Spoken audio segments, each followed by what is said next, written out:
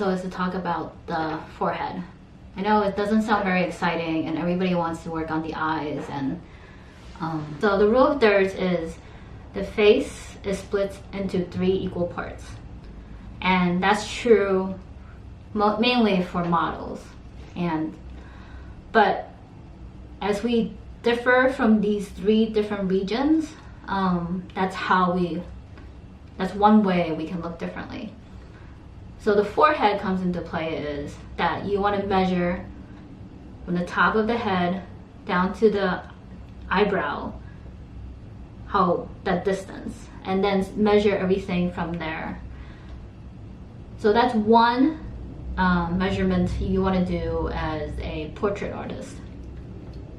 The other thing to keep in mind of is when you are drawing, the front view is going to be different than the side view. And off the top of your head, that might sound obvious, but the skull, the frontal bone here, is different from the side. Nothing is ever flat. And sometimes when people draw, they just draw a curve for the line. But I want you to take your hand to your forehead, and don't do this in front of other people in the room because you just look strange, but take your hand to your forehead, and one thing you should keep in mind is how big is your hand to your forehead, and that helps you think about measuring. The other thing is, here's a concave part. It's your forehead is protruding outward. But if you're also touching your forehead, you'll notice that there's going to be a little bit of ridges there. So if you have a skull, you can see the frontal bone here. There is an indentation here, and for the eyebrows, it comes out a little bit. And then you have this curve part. So when you're drawing from the side, drawing a line, realize that there's an indentation in and then a little bit out. So you want to measure, you want to look at this negative space that's here and also here. And when you're in the front view, when you're shading, you have to think about these changes. So this is where drawing that sphere is helpful in the shadow to see how the light casts on your forehead. The other thing to keep in mind is when you're going in the 3/4 view, you're going to have changes on your forehead. So think about that when you're drawing, how realistic you want to be. So try to do as much of a circle as you can. Let's see how good my circle is.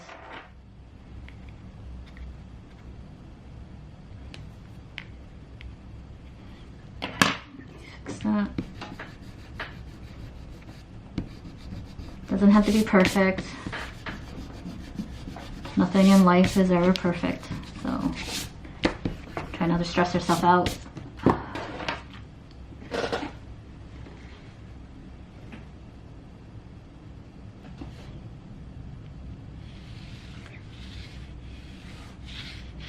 Okay, so you may be wondering why I placed this here. So this is where I'm talking about the measuring of your forehead.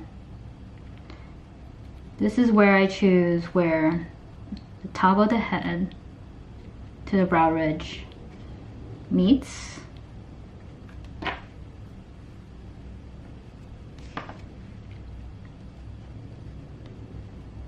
So this is where I choose how big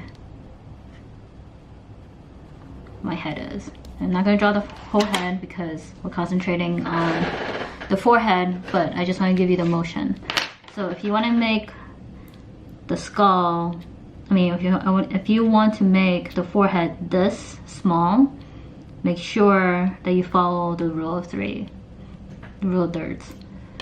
You just have to follow basic proportions. So draw a circle, draw a line, this is where your brow ridge is going to be at. And where, if you look at a skull, as a reminder, the brow ridge is going to protrude out here, and then there is a depression in right above your eyebrow.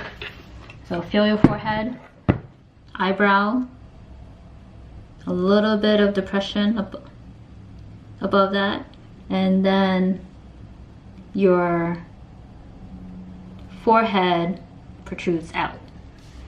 So we're gonna do that. Eyebrow,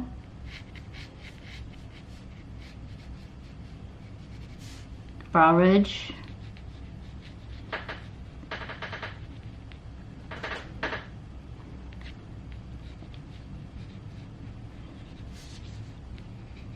a little bit of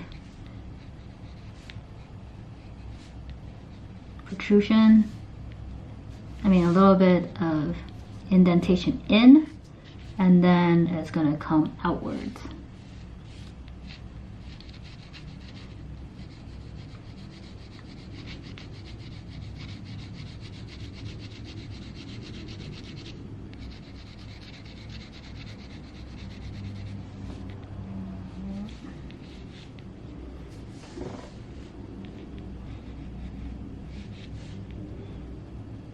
This is to define the brow ridge.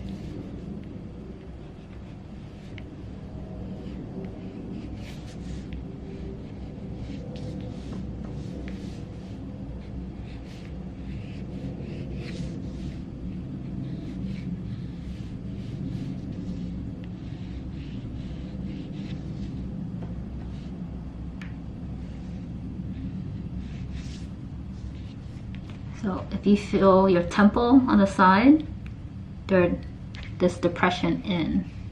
So that's what this is for.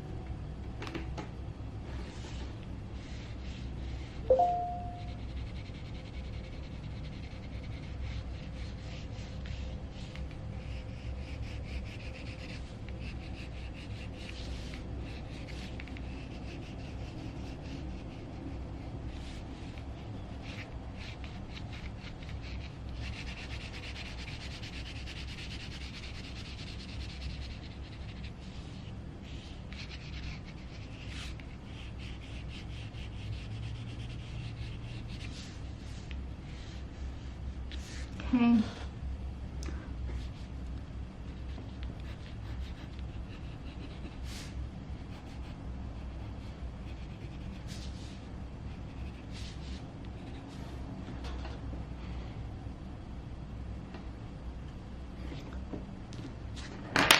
So to recap, if this is where your nose is, try to work smaller when you're measuring. Where would the eye socket be? And you have to measure this small part, this part, to get the rest.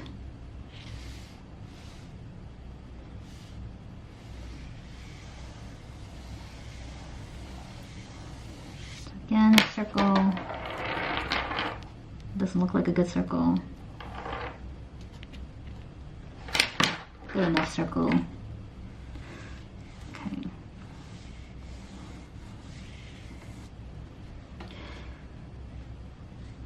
So if you ever get overwhelmed and just want to concentrate on one thing, don't think about the skull as the simplest thing you can do. Think about the eye socket, think about the brow ridge, think about the mouth. Work small. That's small. I mean, you can work as small as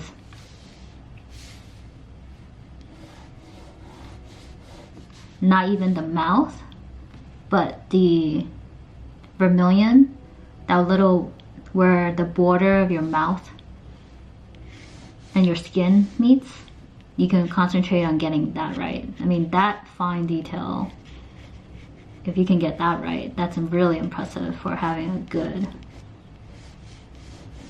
mouth feature.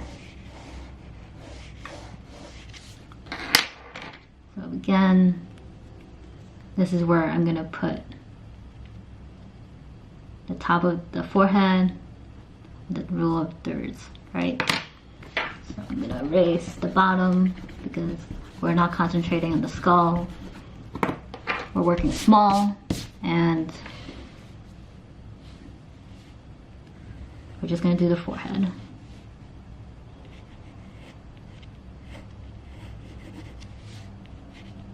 I think these things are never exciting when you're thinking about it.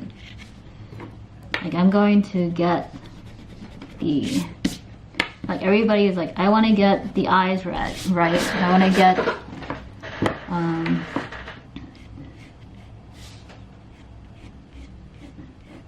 but nobody ever says, I mean, I hardly ever hear anybody say, I want to get the eye ridge right.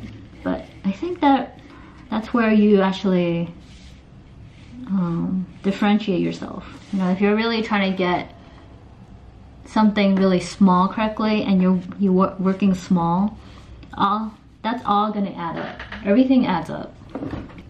I go to the open studio and I looked at my drawing afterwards, and then things may not look right. It's these little things, they add up, you know.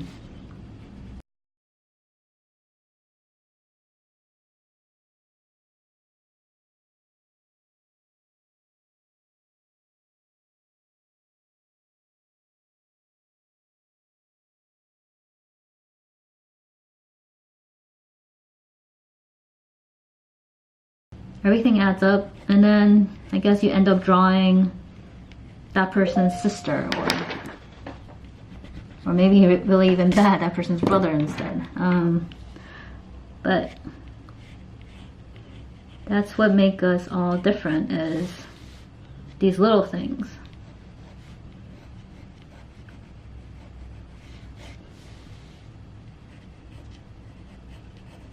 So, put the eye ridge in so you can see how things are. And then I'm just shading the side.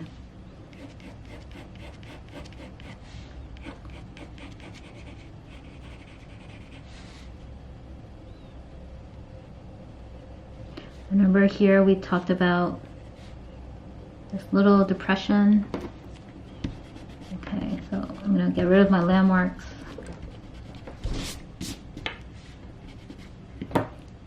And then this is gonna go out. This value here is gonna be different.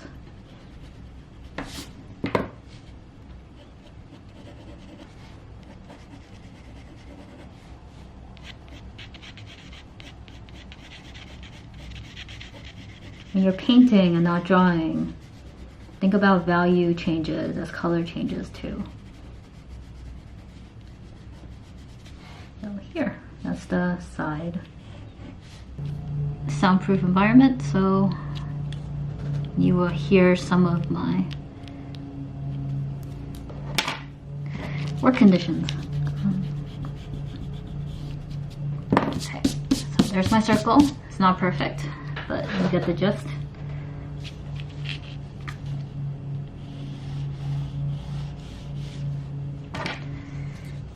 It's where my brow ridge meets forehead. This is how big I'm gonna have the skull, but again, we're just working on the forehead. So this is the side view. And you see this little protrusion, indentation here. And the eye ridge. One thing that I wish I bought when I first started out taking myself seriously as an artist. I wish that I got a skull. I mean, I've been drawing ever since I picked up a pencil. I don't know why I didn't buy a skull earlier. I mean, I have a degree in medical illustration, but I do know. I actually got a real human skull from anatomy class, and I can work with real life subjects, so I didn't have to buy a skull. So now that I venture out on my own, I'm looking at all my medical textbooks, and then everything is flattened out because it's a drawing. It's not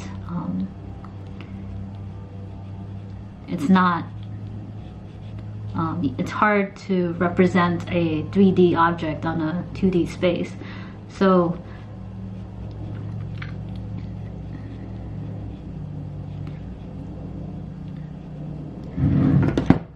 buy a skull. So the whole point is buy a skull because you're gonna need it to, especially if you're gonna be a portrait artist. I guess the thought is, would you need it as a anime artist, or if you were someone who is not gonna draw realistic, or you're not into realism? I don't know. I think that's really a question for you as an artist. For me, I need to know what it looks like in order for me to break the rule.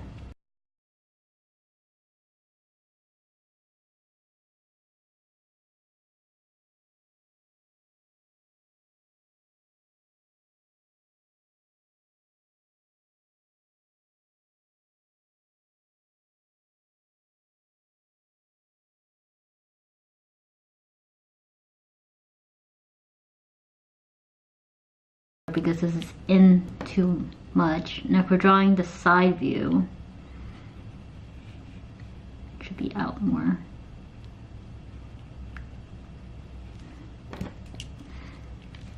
So here.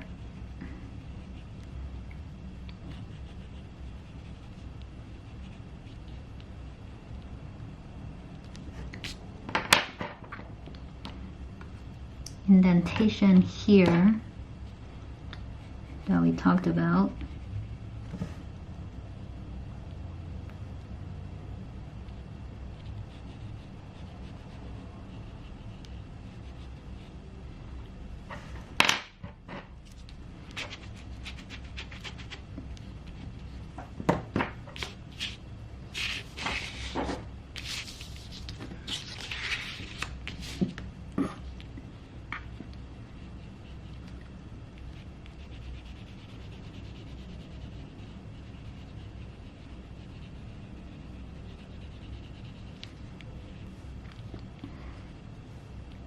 Skull.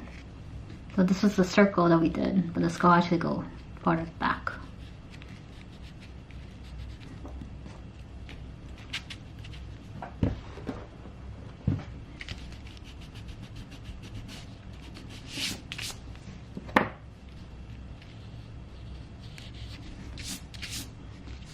There we go.